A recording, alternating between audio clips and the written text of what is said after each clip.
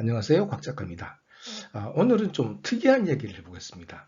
이 고대 그리스 철학자 아리스토텔레스와 그리고 이제 현대 SF 영화 제5원소의 관계에 대해서 이야기를 해보겠습니다.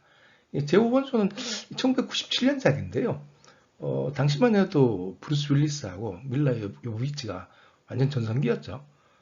브루스 윌리스는 진짜 전성기였고 밀라 요보비치는 이제 뭐 좀 신인이지만 나름 굉장히 아주 인상적인 그런 연기를 했죠. 그리고 게리 올드만도 나왔지만 브루스 윌리스한테 좀 가렸다는 느낌이 있어요. 그 영화 제목이 이제 제5원소인데요. The Fifth Element죠. 예. 이게 사실은 이제 아리스토텔레스에서 나온 개념이에요. 영화에서 이제 흙과 물과 불과 연기와 이게 네 개 원소, 나머지 5개 원소가 바로 이제 밀라 요비치라는 건데요. 영화에서는 물론 아리스토텔레스는 이제 뭐 그렇게 얘기를 하지 않았습니다만 원래 어떤 이야기인지 제어 1, 2, 3, 4, 5 원소가 어떤 건지 지금부터 한번 알아보겠습니다. 우선 그 아리스토텔레스에 대해서 잠시 말씀드리자면요. 플라톤의 제자죠. 소크라테스의 제자인 플라톤의 제자 아리스토텔레스죠. 이 사람 나중에는 알렉산드로스 대왕의 스승도 되기도 했고요. 그리고 이제 플라톤보다 절대 못하지 않은 굉장한 대철학자입니다. 플라톤과 좀 다른 점은 플라톤이 뭐 이데아니 뭐 이런 주로 관념적인 얘기를 좀 많이 했다면은 아리스토텔레스는 완전 만물 박사입니다. 이 사람은 뭐 관념론 혹은 형이상학 그런 것도 물론 다루었고 그리고 윤리학, 미학 그리고 소위 그 문과 쪽 학문뿐 아니고 물리학, 생물학, 천문학 뭐 이렇게 안 다룬 학문이 없었어요. 그러니까 완전 그 소위 뭐 전인 교육의 뭐 대표라고나 할까요? 그래서 이 사람이 자기 그 학교를 만들었는데 리케이온이라고 여기서도 이제 그 문과 이과 학문을 다 가르쳤어요. 그리고 이제 나중에 중세에 아리스토텔레스 학문이 부활을 하는데요. 토마스 아퀴나스 같은 그 스콜라 철학자들이 그 아랍을 통해서 건너온 아리스토텔레스의 책과 그리고 해설서 아베로에스라는 사람이 쓴 해설서 등을 통해서 아리스토텔레스를 다시 배워가지고 이제 기독교 신학에 접목을 해요. 그래서 뭐 기독교에도 굉장히 중요한 역할을 했고 그리고 미학 같은 경우에는 17세기 프랑스 극작가들, 그 라신느 같은 극작가들이 인용해서 그대로 따르면서 굉장히 큰 영향을 미쳤어요.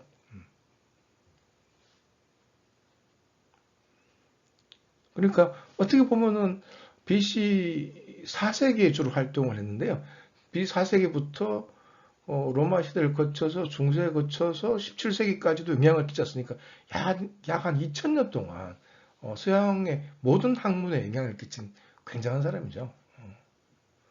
근데 이 사람의 이론 중에 하나가 바로 오원소론입니다.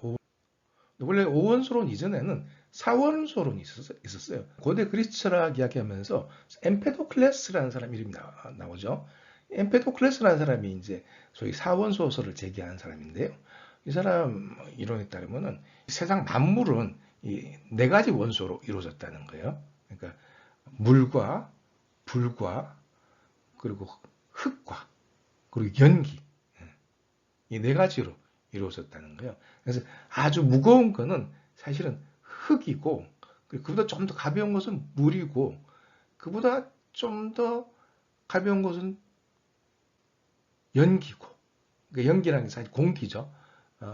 그보다 더 가벼운 것은 불이다. 그래서 제일 가벼운 게 불이니까 제일 위에 올라가고 그 다음에 연기 혹은 공기 그 다음에 물 그 다음에 흙이라는 거죠.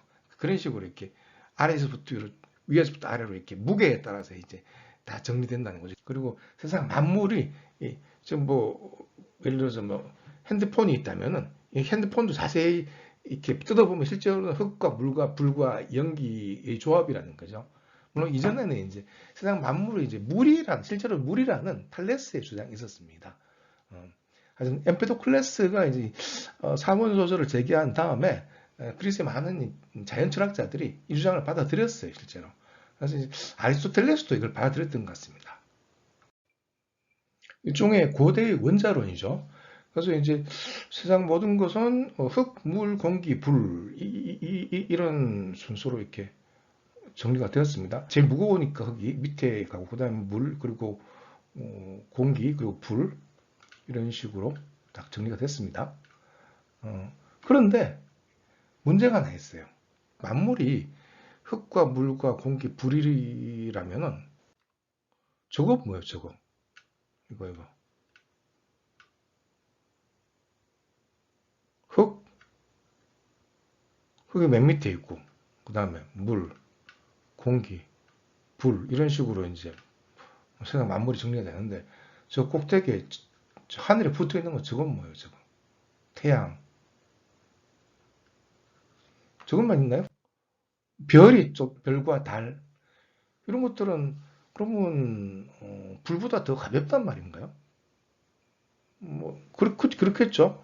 가벼우니까 더 높이가 있겠죠. 그러니까 이걸 엠페도클레스 이론으로는 이걸 설명할 수가 없는 거예요. 그래서 이 흙, 물, 공기, 불 네 가지 원소 외에 마지막으로 이제 더 가벼운 원소가 하나 더 있다. 그래서 그걸 이제 아리스토텔레스는 바로 제5 원소라고 부르는 거예요. 제5 원소, the quintessence 혹은 The Fifth Element. 이 제5 원소란 영화 제목 여기서 나온 거예요. 아리스토텔레스의 그 천문학 이론에서 나온 거죠. 천문학 이론이자 일종의 원자론에서 나온 거죠. 그래서 해나 달 그리고 별 같은 이 천공의 존재들은 심지어 불보다 더 가벼운 그런 제원소로 되어 있다. 이게 아리스토텔레스의 말이에요. 근데 여기도 약간 약점은 있어요. 아리스토텔레스는 이제 이 해와 달과 별 같은 것들이 전공에 딱 붙어 있어서 논다고 생각했거든요. 그래서 이 아리스토텔레스 아저씨에 따르면은 태양계는 이렇게 되어 있답니다. 제일 중간에 지구가 있죠.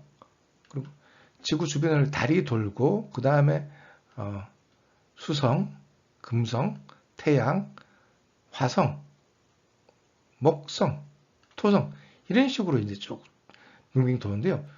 더 중요한 거는 이 실제로는 이 달과 수성, 뭐 태양 이런 모든 것들이 지구 주변에서 일종의 커다란 구체에 붙어 있다는 겁니다. 구체 이게 다 굽니다. 다 구체. 굉장히 큰 구체입니다. 이 굉장히 큰 구체가 어, 크긴 하지만 굉장히 그리고 이 태양이나 뭐 달 같은 걸 다 박을 정도로 튼튼하긴 하지만 실제로는 무게가 거의 없는 물체라는 거예요. 그러니까 이것도 일종의 제호 원소죠. 그리고 이 맨 마지막 구체 항성이 붙어 있답니다. 항성. 이 마지막 구체 바깥에는 이 모든 구체들을 움직이는 그런 원인이 되는, 즉 모든 운동의 원인이 되는 시동자의 구가 있답니다. 크게 있답니다. 영어로 프라임 무버인데요. 이 프라임 무버의 그런 의지와 힘으로 이 모든 것들이 움직이는 거예요. 굉장하죠? 이런 이 기본적인 이론을 이제 프톨레마이오스가 받아들입니다. 그래서 이제 프톨레마이오스는 이 이론을 좀 수정해서 중세까지 유럽인들이 신봉했던 그런 태양계 우주론을 만들어내는 거죠.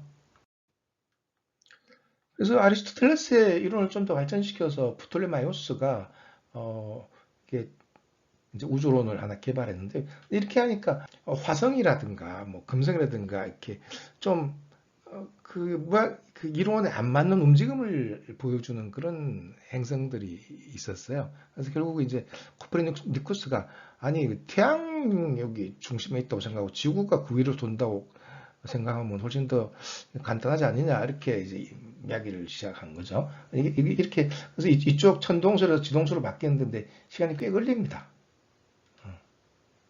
근데 이 넘어가기 그렇게 쉽지가 않았어요. 하여간 오늘은 이렇게 그 제오 원소라는 영화에서 시작해서 아리스토텔레스와 그 프톨레마이오스의 우주론에 대해서 좀 알아봤습니다. 재밌게 보셨으면 좋아요 그리고 구독 부탁드립니다.